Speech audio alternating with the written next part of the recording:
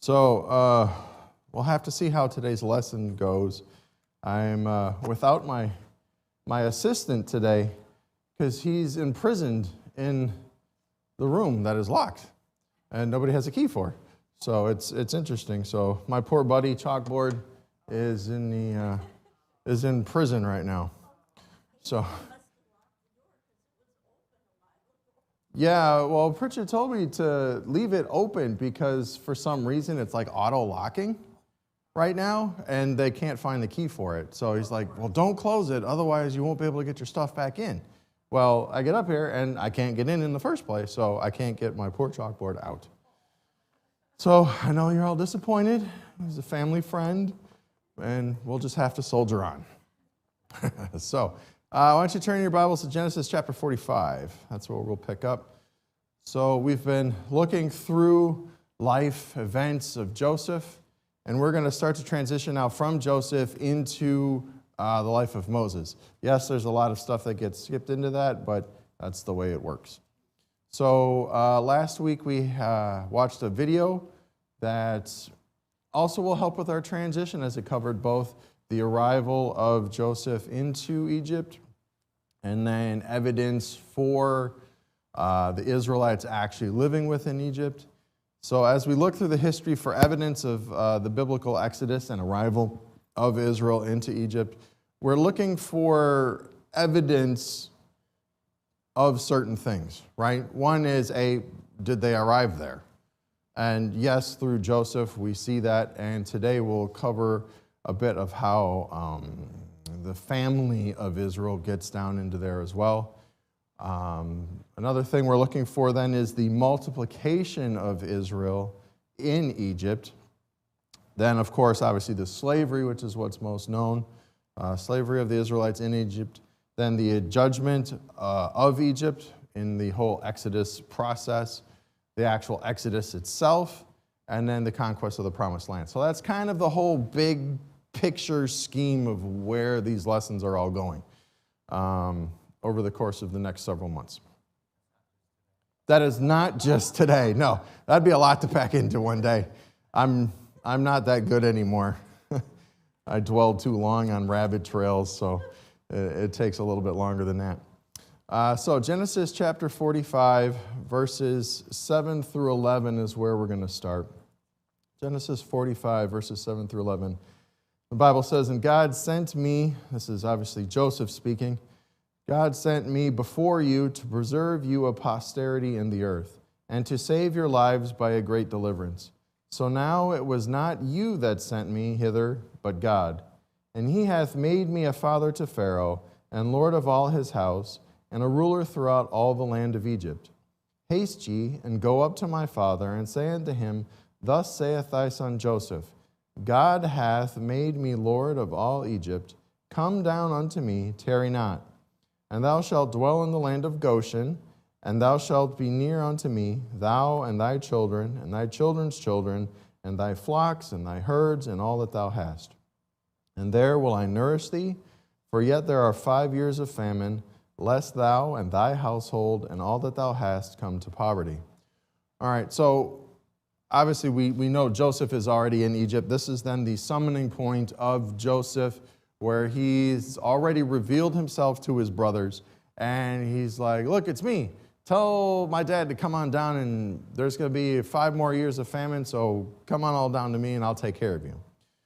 But there are 3 times in these verses where Joseph indicates who's in control of all these things. Who can tell me where those are?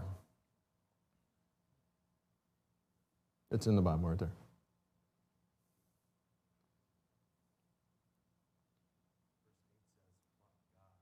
Verse 8 says, but God, right? What else? Right? Verse 7 says, God sent me. What happens in verse 9? God hath made me Lord of all Egypt. Right, God hath made me. So here, Joseph has learned throughout his enslavement with Potiphar and then being in the prison house for those years that he's got it now down to where God's in charge of all these things, right? When we see that even when he interpreted the dream before Pharaoh a couple weeks ago, where he said, well, I can't do it, but God will give Pharaoh an answer of peace, right? So here he's again indicating, look, brothers, I know you had evil intentions toward me, but ultimately God sent me, right? God hath put me in charge and has put me into this place of power and responsibility now. So here's what we're going to do. And he summons them in verse 10. It says, at the end of 9, come down unto me, tarry not, and thou shalt dwell in the land of Goshen. Now we know from our videos from last week that there's been a huge settlement in the land of the Goshen area, right? That was an Israelite settlement, right? So there's a lot of those things that are going on there that we can prove evidence-wise, archaeological evidence, right? That's a good word to say early in the morning. And then that backs up what we know the Bible says, okay? So that's what's happening there. In Genesis 45, verses 17 through 20, right? Now this is Pharaoh speaking. And Pharaoh said unto Joseph, say unto thy brethren, this do ye, lade your beasts and go, get you unto the land of Canaan, and take your father and your households, and come unto me, and I will give you the good of the land of Egypt. Ye shall eat of the fat of the land. Now thou art commanded, this do ye, take you wagons out of the land of Egypt for your little ones, and for your wives, and bring your father, and come. Also, regard not your stuff, for the good of all the land of Egypt is yours. Right? So what Joseph has told his brothers and his family, and what Pharaoh says to Joseph after Joseph reveals to Pharaoh that, look, this is my family, and this is what the situation is. And Pharaoh gives the same command that Joseph gave. Right? Okay, so now what is the family of Israel supposed to do? What does the Bible tell us they're supposed to do? In verse 18, 19, and 20. Where are they going? Goshen, right? They're going to the land of Goshen. Verse 18, come, right? What type of land are they given? The best, right? In verse 18, it talks about, where'd it go? The good of the land, and you shall eat of the fat of the land. This is even during the famine, right? They have, because of the waterways there and the proximity to the sea that's there, there is a green, lush area that's good for sheep that's there, for flocks, right? So the Lord is sustaining them even during famine. Right? What happens during a famine? Who knows? Starvation. Starvation happens during a famine. Why? There's no food. Why not? There's no water. You got to be able to grow things, right? There's the way it works with crops and things is that it needs a certain amount of water. So when there's famine, there's no water. There's, drought, right? That's the cause of part of this. Other than that, it floods and everything and destroys everything. So those are your two options, right? But that's what's going on here. And even during this time, though, why aren't there Egyptians there? If it's the good and if it's the fat of the land, why aren't there Egyptians there? Or were there Egyptians there? They didn't raise animals, right? For some reason, they hated shepherds. Right? That's an abomination unto them, right? And who knows? Maybe that still goes back to Abraham when he was down there. Who knows, right? But they are told to come. They're going to live in the good and in the fat of the land. In 19, it's reiterated again. Thou art commanded. Come, right? Look, here's wagons. There's no excuses for you to not come. We're going to give you the best of the land. We're even sending wagons out there so you don't have to carry all your stuff. Done, right? And in verse 20, The good of all the land of Egypt is yours. So now if we remember back to the video we saw last week, right? When the archaeologist, Dr. Bitek, right, was talking about what he discovered in the city of Avaris, right? What could he tell about that area? What could he tell about those people? Do we remember a week ago? They were shepherds, right? They were shepherds there, but what else? What did he tell you about the people who lived in that land? What kind of status did they have? Remember? Remember, he told you that they had like a free status, right?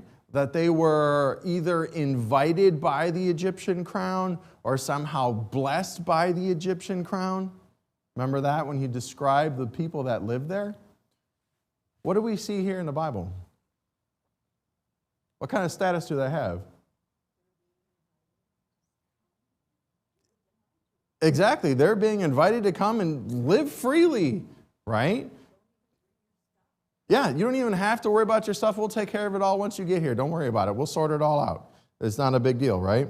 So the special status, the free zone that they lived in, being invited or blessed by the Egyptian crown, right? So Genesis 46, we see Genesis 46, verse 28.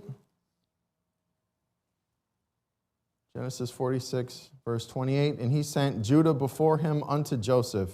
This is talking about Israel sending his son Judah unto Joseph to direct his face unto where? Unto Goshen, right? And they came into the land of Goshen. And then if you look at chapter 47, verse 1, then Joseph came and told Pharaoh and said, my father and my brethren and their flocks and their herds and all that they have are come out of the land of Canaan. And behold, they are in the land of Goshen, right? So we have the Bible laying out how Joseph got there into Egypt. We have the Bible laying out how the family of Israel got into Egypt. We have Pharaoh commanding even, say, come, live of the fat of the land. And the whole time they're being directed to this land, this area of Goshen, where the evidence, physical evidence, shows that they were. Okay?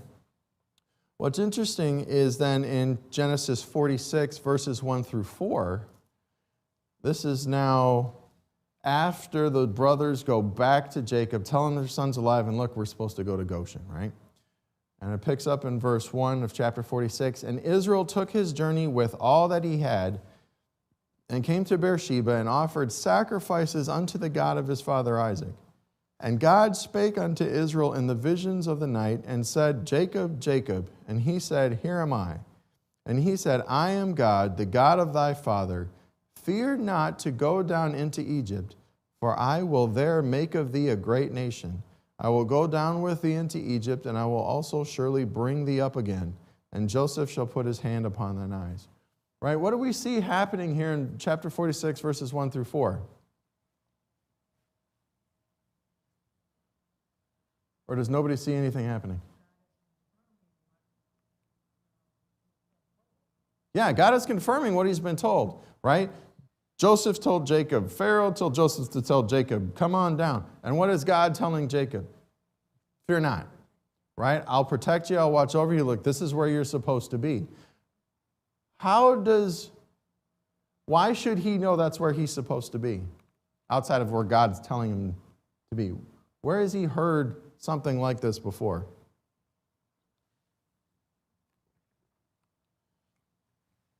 What do we know about the family history?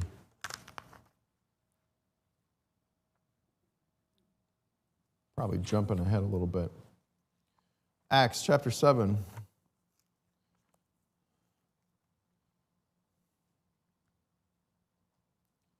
Acts chapter 7.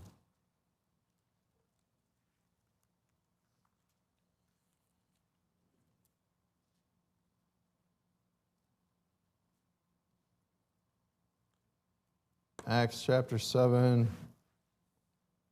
Verse 17, but when the time of the promise drew nigh, which God had sworn to Abraham. Wait, what did God tell Abraham? Can we remember back that many months ago? What did God tell Abraham about what was going to happen to his descendants?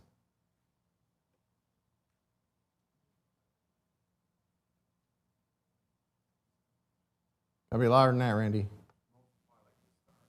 Going to multiply like the stars, but then what was going to happen to them? They were going to become slaves, right? That there was going to be a nation that there was going to enslave them and afflict them for 400 or so years, right? Okay, so this is now the beginning of the fulfillment of that promise, right? So what has to happen, though, before the enslavement occurs? Right? There's got to be that multiplication. So Genesis 46. Go back to Genesis 46, verses 26 and 27. Genesis 46, verses 26 and 27. Say, and this is as Jacob and his family are coming into Egypt, right? And all the souls that came with Jacob into Egypt, which came out of his loins, besides Jacob's sons' wives, all the souls were 66. And the sons of Joseph, which were born him in Egypt, were 2 souls. All the souls of the house of Jacob, which came into Egypt, were 70. Right? So out of the land in Canaan, including Joseph and his family, how many Israelites do we now have dwelling in Egypt? 70. Right? We now have 70. In Exodus chapter 12. Exodus chapter 12.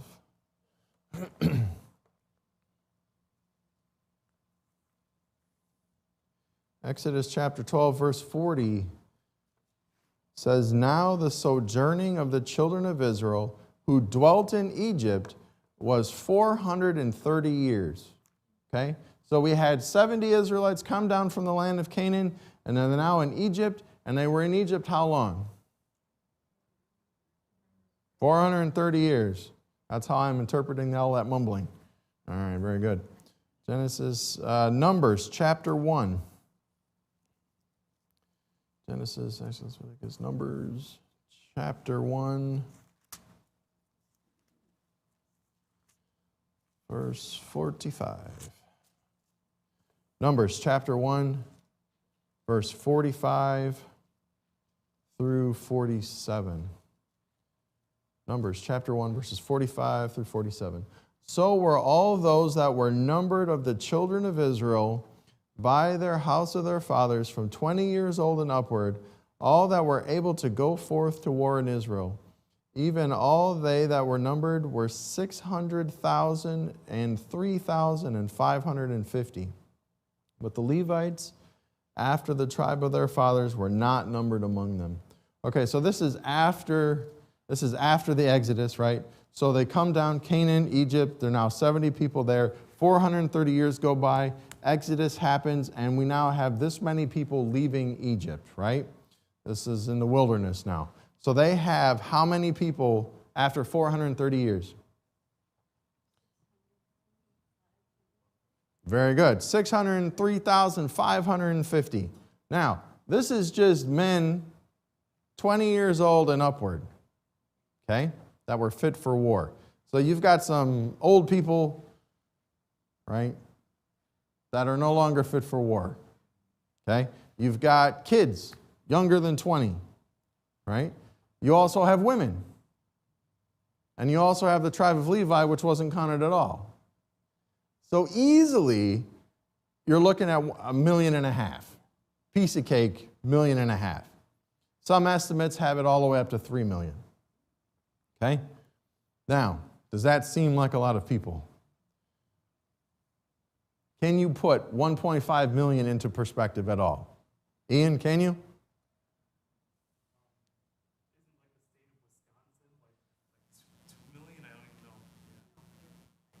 Darlene says no, I don't know. I didn't check. 5 million, Chuck?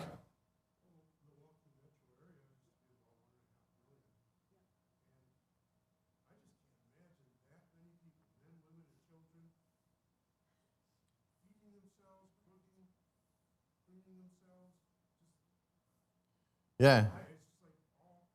It's nuts, isn't it? We think of our modern structures and functionality that, how did they pull that off? Because you think 1.5 million people, that's about the size of the city of Dallas. Dallas is 1.4 million. San Diego, 1.46 million. San Antonio, 1.5 million. Philadelphia, almost 1.6 million. City of Phoenix, 1.7 million. City of Houston, 2.3 million. City of Chicago, 2.6 million. So there's the potential that the area, the number of people that were in that area rival Chicago. How nuts is that? And then you've got BTAC going, I don't know, there's no evidence that this is them. Really? Why are you choosing to ignore that so hardly, right? All right, very good. What's interesting then, okay, if you have the number of people that fit in like the area of Chicago and how big Chicago area is, the fact that the city that BTAC found, under the city of Ramses, you have the city of Avaris, right? And that whole area is covered with cities and sites that they've discovered around that same Israelite level that they haven't even dug into yet, okay? That they happened to find. They happened to find the city where Joseph was and his tomb. How big of a coincidence is that, right? Out of that whole area. So you're going to go to Chicago and go, let's see, Joseph's tomb is, boom, there. And just start digging. And what are your chances of finding that? Slim or none, right? That's needle in a haystack. What's the one where you chuck a silver dollar into a pile in Texas and you're supposed to find it? The odds of Christ's birth, I think it was, is similar to that. The odds of the birth of Christ being fulfilled in one man and all the details that went into that. It's like chucking a silver dollar into Texas and finding it. But that's what's going on here. Who's guiding and directing all these things? Randy? Well, I think the Holy Spirit has find easily no problem to get paid.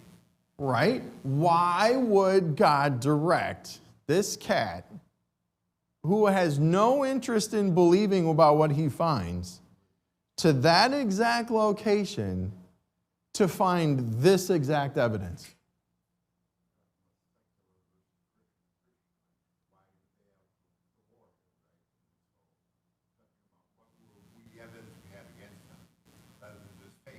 Yeah. So remember when we talked about Romans chapter 1? I think it was us. I forget when we transitioned from the teen class. But Romans chapter 1, what happens in Romans chapter 1? What does God do in Romans chapter 1?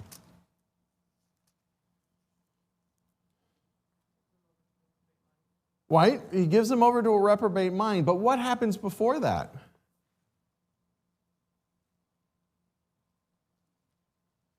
Right? In verse 19, it starts off, because that which may be known of God is manifest in them. For God hath showed it unto them. For the invisible things of him from the creation of the world are clearly seen, being understood by the things which are made, even his eternal power and Godhead, so that they are without excuse.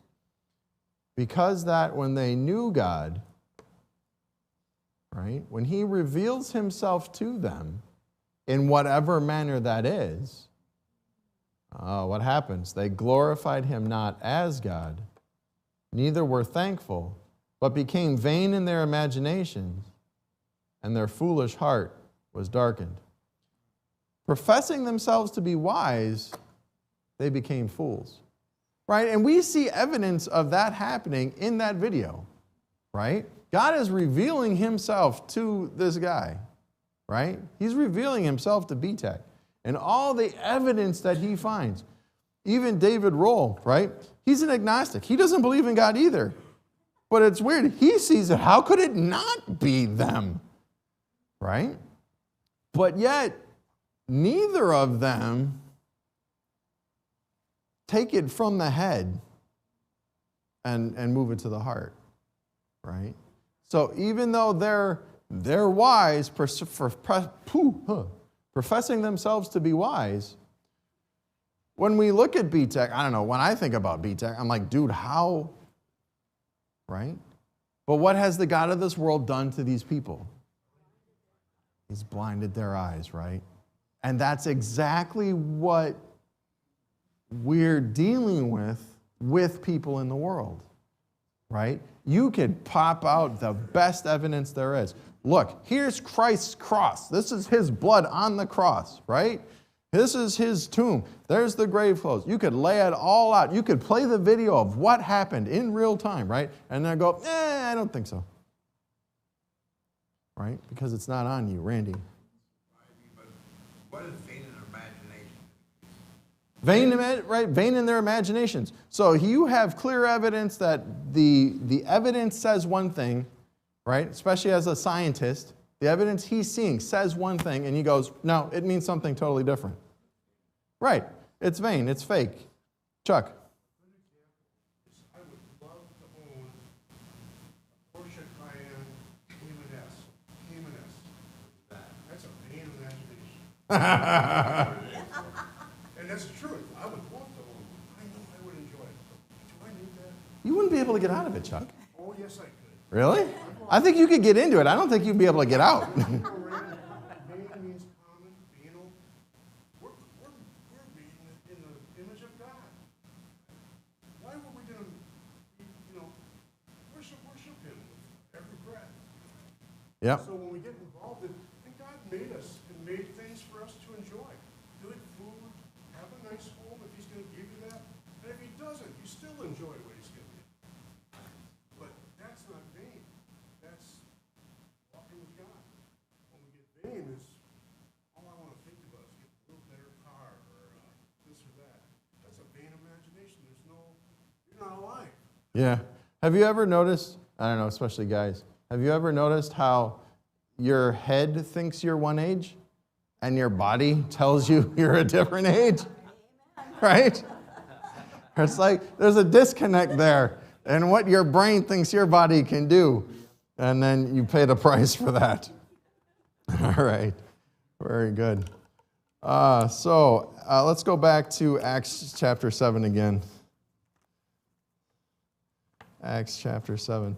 So we see evidence then of, in the Bible, of the multiplication that happens to Israel in a short period of time. They're going from 7 to either 1.5 or maybe even 3 million people in just a short period of time there.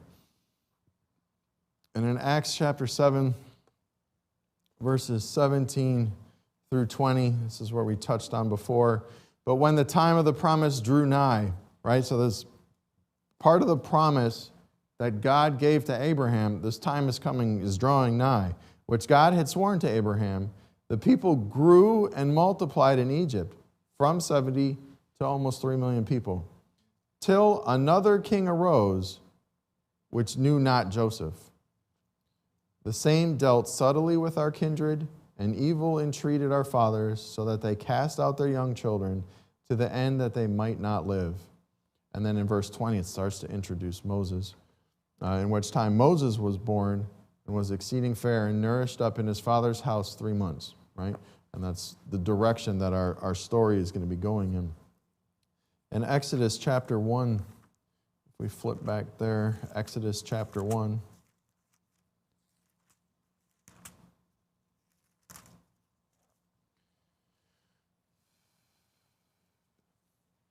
We start to see these things coming to pass. Exodus chapter 1, verse 8. Now there arose up a new king over Egypt, which knew not Joseph. All right, so the question is, why not?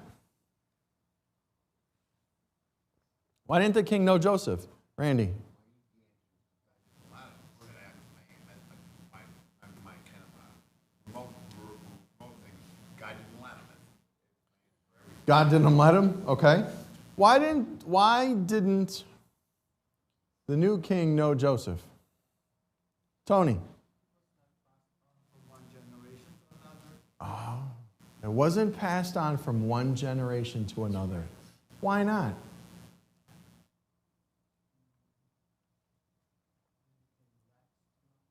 They became lax? Is that what you said? All right, let's flip that around for a second, right? We have us, and then we have a generation under us, right? Or even the generation before us. Who told you about Christ? Was it the generation before you? Right? In my case, it was my mom. So yes, it was my generation before me, right? So she told me about Christ. But then what happens after that? We're supposed to, right? As we go through Exodus, Leviticus, Numbers, Deuteronomy, what's supposed to happen? What does God say is supposed to happen in our families? Right. You're supposed to talk about it. You're supposed to pass that on. What good things did God do? Right? So what just happened in Egypt? God miraculously saves that country from destruction, like the area around them. But yet, that's in the past. Nobody cares about that. Nobody studies history, right? Nobody cares, right? These things, we get lax, as Tony said, right? Well, what happens with our kids? What happens with our kids, right? We get lax sometimes, don't we? And then that next generation, what happens to them? Okay, Chuck? Mm-hmm. They're not very Bible centered. It's rare to find a Catholic that actually regularly reads the Bible. Mm-hmm. And that makes a big difference. I'm just talking about when you read the histories and read the accounts with Moses, and you start to become aware and familiar with all the intimate details. You read the Gospels, you know, 4 separate, you begin to know this book's true. Mm-hmm. I'm not, even if you weren't saved, I think you come to, you know, but if you don't, it's easy for Satan to get you down. Those are all fairy tales, you know, to marginalize it. Sure. And we talk about accounts of history in Egypt after 400 years. Now, we're just talking the Egyptian people. Yeah. How could they forget that truth, right? What happened 400 years earlier? Right? Well, I mean, history's rewritten all the time. We have history written in this country. It's not really accurate. It's funny how they were talking about in the video last week how the Egyptian timeline of history is so muddled that even they don't know their own history and where the pharaohs were, and because there was often times where pharaohs overlapped, or they were in like it was divisions or sections, or like you're down there and I'm up here kind of thing, right? So their whole history is so screwed up. Why? Why their history? Because who else is there? Right? That's where the Hebrew history is. If I can wipe out a whole people, right? Like how he mentioned in the video where he was like on the train or whatever he was doing. And it's like, if we can wipe out this, what does that mean? It means that the Christians got it wrong, the Jews got it wrong, Islam's got it wrong. It wipes out all the religions, just poof, like that. And now you got to question everything, right? What else do we got? Let's see. But it's also how interesting and how quickly then we forget who saved us, right? If we flip it around spiritually, how we're going to do Lord's table tonight, right? In remembrance of me. We even have to put it on the wood, in remembrance of me. Why do we have to be told that? Why do we forget?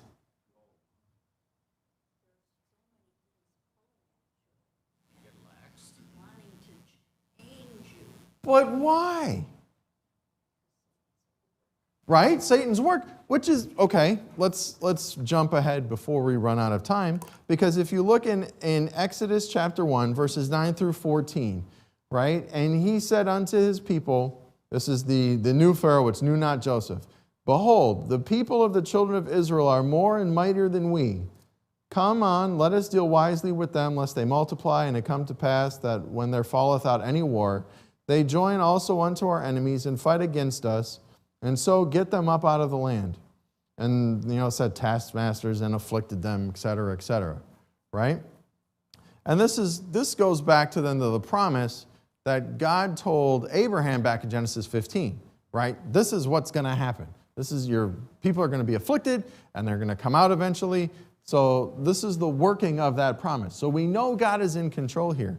But as we go back into sin is such a strong pull for us, and why we have to put it in wood to remember the one who saved us, what's interesting about verse 9?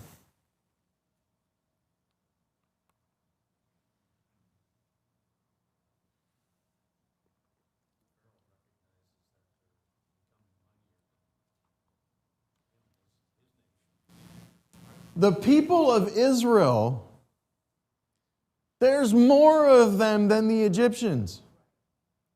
They are stronger than the Egyptians. But they're the ones that are enslaved. Okay, so let's flip that around spiritually. Galatians chapter 5.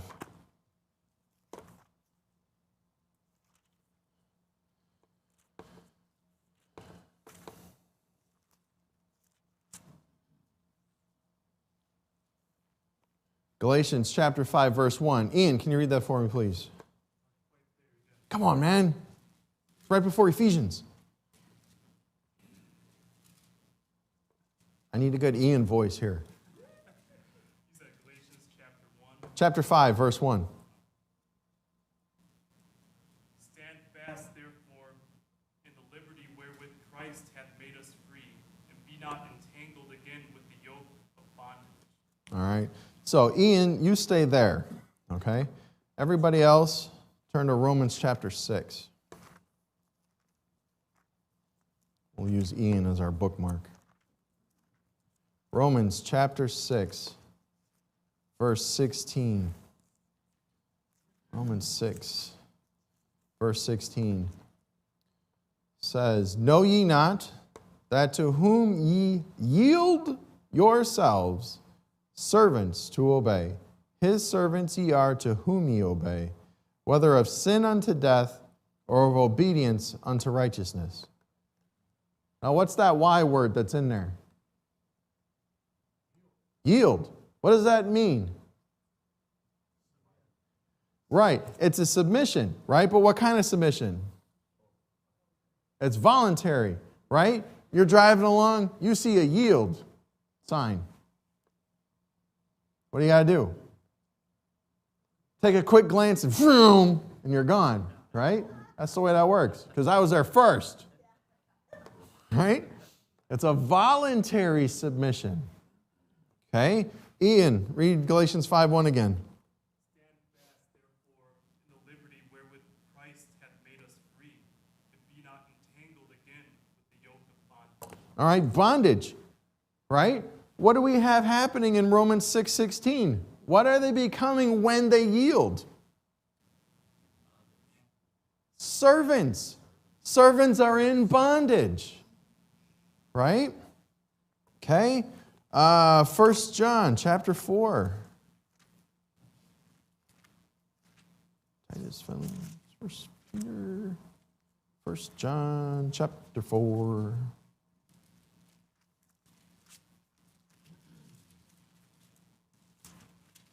1 John chapter 4, verse 4, right? 1 John 4:4.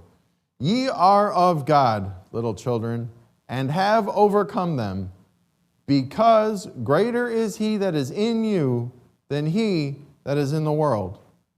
Right? So, where's our Galatians verse again? Bookmark? Well, you want me to turn back? You were supposed to still be there. You're our bookmark, Ian. Right, what are we supposed to do? Stand fast. What does that mean? Don't move. Don't retreat. Don't give up ground. Do not surrender. Do not yield. Right? Where's our verse? Come on, bookmark. Stand fast, therefore, in the liberty wherewith Christ hath made us free, and be not entangled again with the yoke of bondage. Right? Don't be entangled. Stand fast. Do not yield. Do not surrender. Do not give up ground. Randy. What? Fight till you're dead. Right? Very good. Why? Why can we do that? Why should we do that? 1 John 4:4 tells us, because nothing. Because. Right. Go back to Israel. Who's stronger, Israel or Egypt? Who's got more people, Israel or Egypt? Who's stronger? Who's in us or who's in the world? But why don't we remember? We don't remember. We do this every month. Why?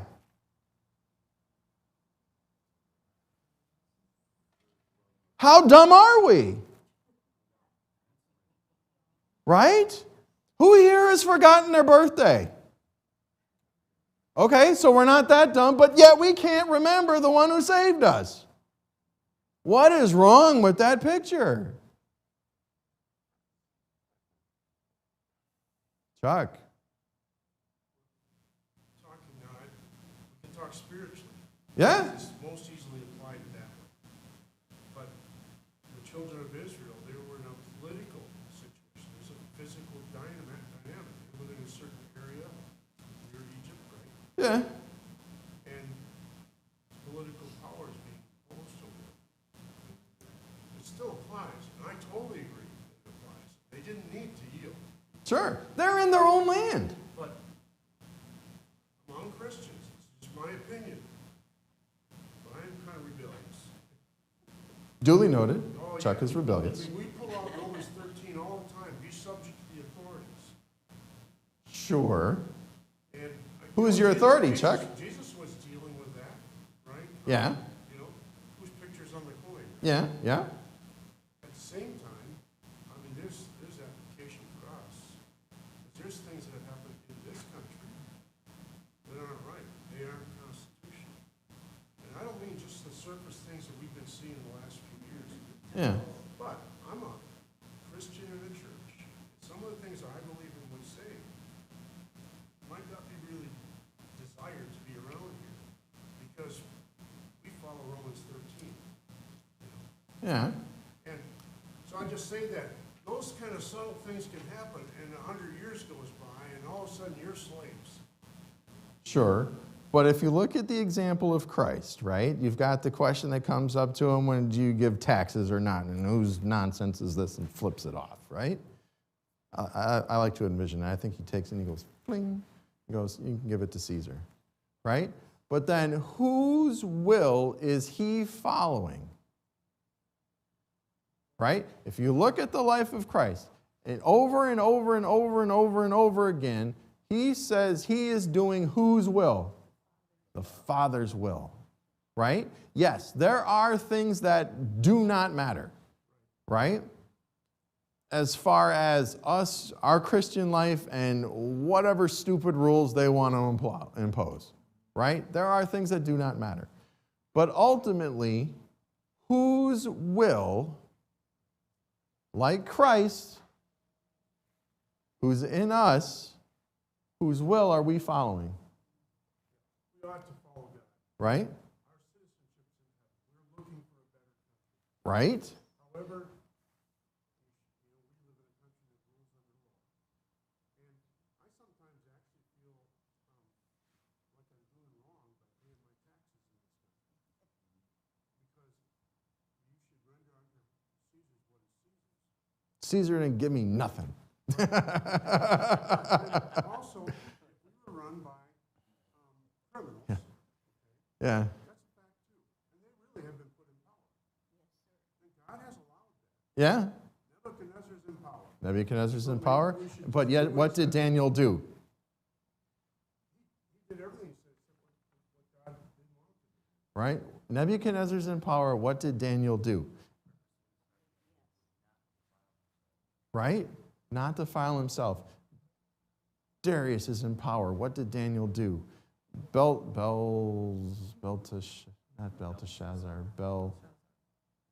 that, who was he then? Who was Daniel?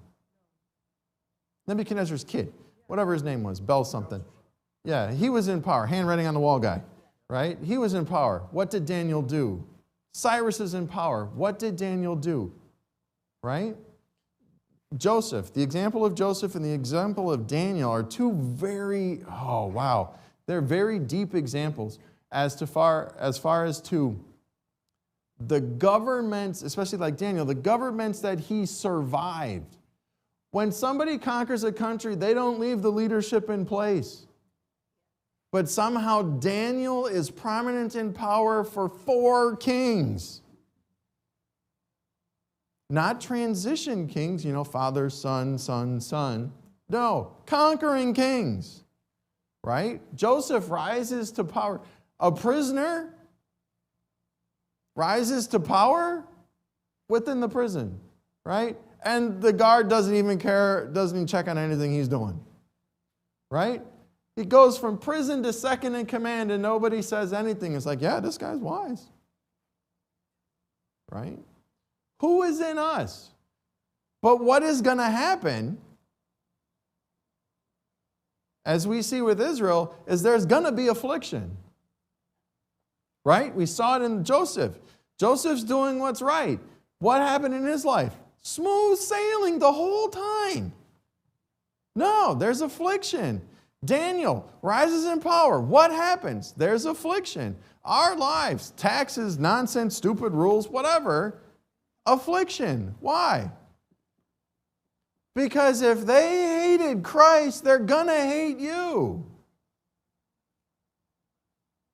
But we walk away from the power and we submit and we yield and we cough up control and we go, yeah, I'm a slave.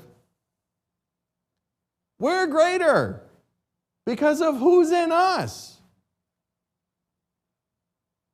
But we don't remember that. And with that, we have to end our epic adventure through God's Word today. Y'all are dismissed.